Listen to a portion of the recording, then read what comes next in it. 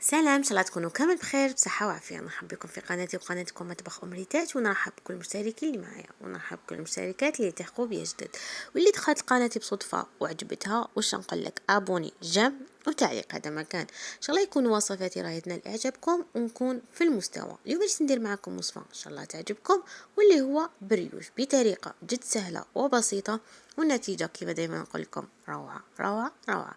قبل ما نبدأ نصلي على سيدنا محمد عليه الصلاة والسلام ونجوز المقادير وطريقة التحضير.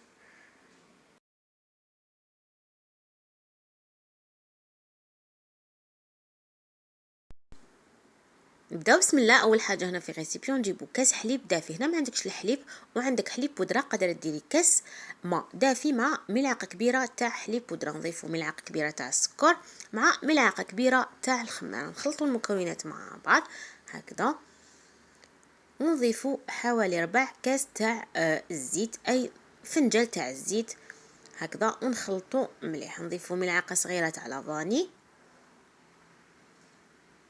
ونخلط مليح هكذا. نضيف بيض بيضه. هنا ما عندكش قدره تستغناي عليه هكذا. نضيفو بيض بيضه ونبدا نضيف في الفارينه. هنا ندير الكاس الاول تاع الفارينه، وكما دائما نقول لكم الفارينه لازم نغربلوها باش تعطيك نتيجه مليحه هكذا. ندخلو الكاس الاول في الخليط ونضيفو الملح. انا درت كميه قليله تاع الملح يعني حسب الرغبه باش ميجيناش صامت البريوش. ونخلط ونضيف الفارينه بالتدريج حتى تتجمع لي الفارينه. انا هنا جمعت العجينه بحوالي 3 كيسان تاع الفارينه، وانتي النوعيه اللي عندك قدره تزيدي قدره تنقصي، لكن من المستحسن هذو المعجنات ديري هذيك الفارينه تاع الكاشتي باش تعطيك نتيجه مليحه هكذا. هنا نضيف الكاس الثالث بالتدريج حتى تتجمع لي العجينه وتحصل على العجينه المطلوبه هكذا. انا ما حبيتش نقطع الفيديو باش نعطيكم كيفاش تكون العجينه وكيفاش ترجع هكذا. ندخلوا يعني نجمعوا العجينه غير بالعقل هكا، غير باطراف الاصابع كما راكم تلاحظوا هكا، ونحو هذوك كما راكم تلاحظوا هكذا. هذه هي العجينه بعد ما جمعت لنا. نضيف كميه قليله كما قلت لكم، درت 3 كيسان تاع الفارينه باش تحصلت على العجينه المطلوبه هكذا. نجمعوها غير بالعقل وكما راكم تلاحظوا يعني مازالها تلصق، وهذا هو سر العجينه باش تعطيك نتيجه مليحه للبريوش ولا المخبزات معجنات عفوا هكذا. هنا تحصلنا على العجينه المطلوبه. هنا نحطها فوق سطح العامل يعني ونعجنها غير شويه هكا حوالي 5 دقائق، ما نضيف لها حتى حاجه هكا، ونبدا نعجن فيها هكذا. كما راكم تلاحظوا مازالها تلصق. هنا درت لها كميه قليله فقط تاع هكا غير بين اطراف الاصابع تاع الزيت، هذا ما كان، وبديت نعجن. وهذا هو شكل العجينه اللي تحصلنا عليها كما راكم تلاحظوا. هنا ندير كميه قليله ايضا هكا تاع الزيت في فوق سطح العجينه، وندير ايضا في الاناء في الغيسيبيون، ونغطيها هكا، نديرها كيس بلاستيكي او سيلوفان ونخليها يعني تخمر. انا صراحه هنا خليتها صراحه خدمت شغلي وكاع باش رجعت ليها، يعني خليتها تخمر براحتها. هنا بعد ما خمرت لنا كما راكم تلاحظوا يعني خمرت ما شاء الله. هنا نهبطوا لها الخمور كما راكم تلاحظوا، وهذه هي العجينه صدقوني جات بزاف هايله هكذا. هنا نبدا نقسم فيها الى كويرات. انا نسرحها هكذايا ونبدا نقسمها الى كويرات صغار باش نبدا نشكل في البريوش. شوفوا العجينه كيفاش جات ما شاء الله، يعني بدون زبده وعطاتك نتيجه بزاف هايله كما راكم تلاحظوا. هنا كما قلت لكم قدرت استغناي على البيض، يعني انا هنا البيض باش ندير الصفر من الفوق قلت علاش نخليه نديرها.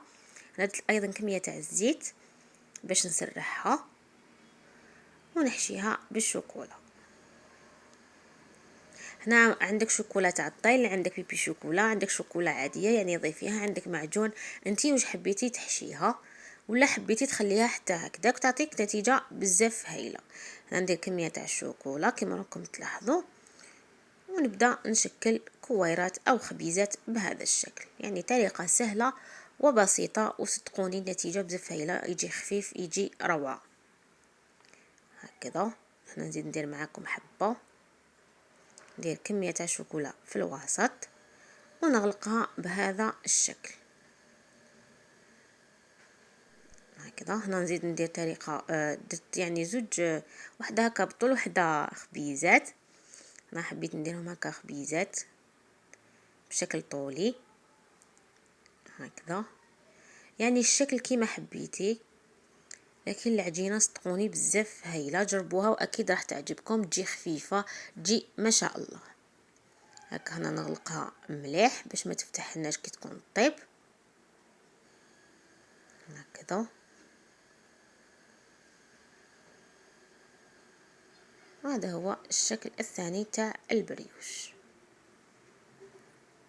هنا نديروها في سنيوه كما راكم تلاحظوا فيها ورق الطهي، هكا نغطيها ونخليها ايضا زيت تخمر لنا.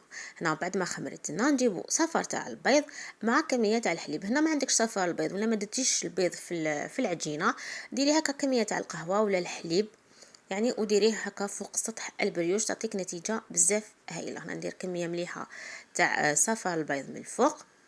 والتزيين الأخير اختياري، هنا الفور يكون شاعل على درجة 120 من الفوق ومن التحت، مدة الطيح تطيب وتعطيك لون شباب. وانا كما دائما نقول لكم الفور تاعي يشعل على 120، وانتم على حسب درجة الحرارة تاع الفور او الفرن اللي عندكم. هكا هنا درت كمية تاع كاوكاو ايفيلي، وانتي واش عندك جلجلان، عندك على باليش، المهم حبيتي تخليه هكذا كي طيب قدر ديري سكر عادي من الفوق، يعطيك نتيجه بزاف هايله.